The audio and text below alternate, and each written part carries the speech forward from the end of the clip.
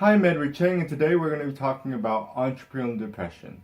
Now, this is a very serious subject, and it's a very somber subject, and a lot of people want to avoid this subject because it is so depressing. But it is something that everyone will come up against at some point. It doesn't matter if you're trying to become an entrepreneur or not. If you're trying to become successful and trying to gain something in life, the chances are you will come across the stage at one point. Depression will happen. Now, the first thing I can say about depression is that if you want to take care of that depression, the first thing I would want to do is take care of your body. That's the number one thing. If you aren't taking care of your body, you're going to feel the effects right away. There's so much going on in your body. And let me just go ahead and show you a little tiny piece, a little tiny sliver of what that means. So this, bring it out here. This is the biology textbook. This is the first biology textbook you will probably get if you are studying biology. This is known as the Bible for biologists when they first start off. Eventually, when you get into medical school, it changes and your Bible changes. Your Bible is something else. But because when you first start off, though, this is your Bible. This is a pretty thick book. I mean, you can look at how thick this is. This is a really thick book. And this goes over so many topics. Let me go over, this has 56 chapter sections, each of them with individual subsections to go over. That is just how complex the body is. And then when you get into medical school, it gets even more precise. And you'll have an entire book, thick book, just like that, for individual pieces. So for disease, this is what I use, is the Merrick Manual. Now, I'm not a medical student, but I do have their textbooks. This is one of the textbooks that they will use. It is just diseases. Just diseases. One book, reference book, just diseases. We're not talking about the official textbook that would be used for that, but this is just the miniature one, the miniature version, the not so good version. There's a lot of information. Imagine the official one. So your body is super complex, and there's so many things going on in that body. So you do need to take care of it, because it's such a complex organism.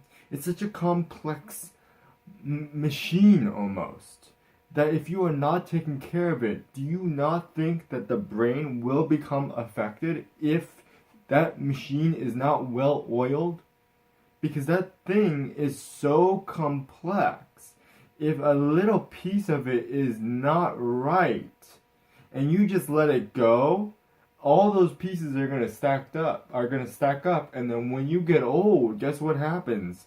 All those pieces come crumbling down upon you, and then you start feeling it really bad, and then you need to go in for surgery, and believe me, that's not a great experience, and likelihood of you actually feeling better after that surgery is very small, to be quite honest. Our surgery technology has not gotten to where it needs to be yet to bypass some of the things that cause that, but it's bad. So number one advice, take care of your body. It's that simple. Don't argue with me on that. It's pointless. Okay? It really is pointless. You do need to take care of your body.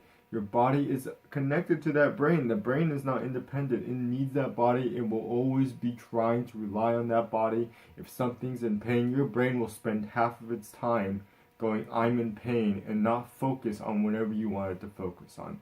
So just letting you know, number one thing I would do, take care of your body. That's probably where some of that depression might be coming in from. So it's a big deal. And there's a whole bunch of complex chemical reactions that we could talk about, but we're not going to go into that. So take care of your body. Number two, take care of your mind. Have a mental break once in a while. if you are an entrepreneur, the chances are you're overfeeding yourself with a lot of information from different sources, right? You got one person saying hustle, another person saying not hustle. You got one person saying do business models, another person saying no, don't do business models, another guy saying do the product first, and the other guy saying no, do the product afterward, and all these different perspectives of how to run a business is flying past you, all these like really credible sources according to you, and you're just feeling overwhelmed. That's the thing, your brain can only handle so much, so guess what? Stop. Turn it off and take a break. Do some yoga or something, okay? I'm not a big fan of yoga, but do some yoga or something. It's a great idea. So don't just overwhelm yourself. That's the big number one reason why depression would happen, is because you are overwhelming yourself. Now, I'm not no psychologist, but from my observation of people that have gone into depression, it is because there's an overwhelming amount of information, and because of that overwhelm, it's difficult to go ahead and deal with it. And because they cannot deal with that overwhelming amount of information, it leads them into that depressive state, and then they just kind of shut off because they don't know what to do anymore because they got too much information. So that's my advice if you are coming across entrepreneurial depression. I am not a medical physician.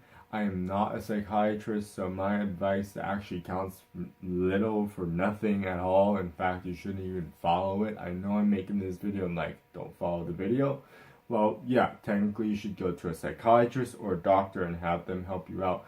But I'm pretty sure they'll say the same thing. In those two areas, you do need to take care of yourself, your mind and your body.